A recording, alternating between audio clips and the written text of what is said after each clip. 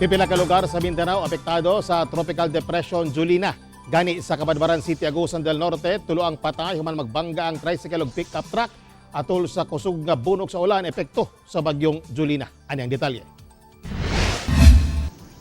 Gibaha ang National Highway sa Barangay Mati sa San Miguel, Zamboanga del Sur adlang Lunes epekto sa bagyong Julina.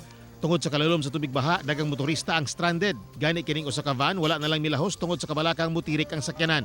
Miabot og halos 2 ka oras aya nakaagi ang mga sakyanan bandang alas 5 na sa hapon. Sa barangay Bagong Oroquieta sa Gipos, Zamboanga del Sur, makita ang kalapad sa tubig baha sa lugar. Gani gisulod na sa tubig baha ang kabalayan sa unom ka mga purok nga apektado.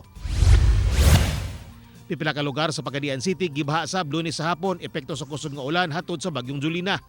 Sa kuwa sa usa ka netizen, makita nga naglisod ang mga motoristang mulusong sa tubig baha. Hinuon paspasab nga nahubas ang tubig.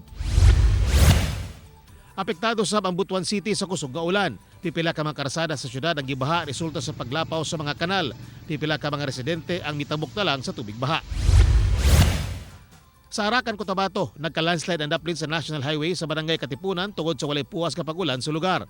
Nakankan ang yuta sa kilid sa highway butang ang ikabalakan sa mga residente ug motorista nga moagi sa lugar. Gipaabot na kuno sa barangay ang insidente sa DPWH.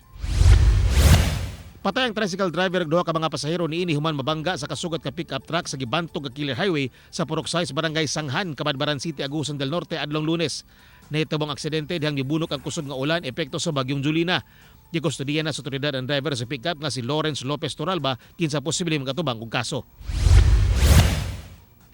Ang bagyong Julina ana karon banda sa Samar ug padulong na sa Masbate sa Bicol Region.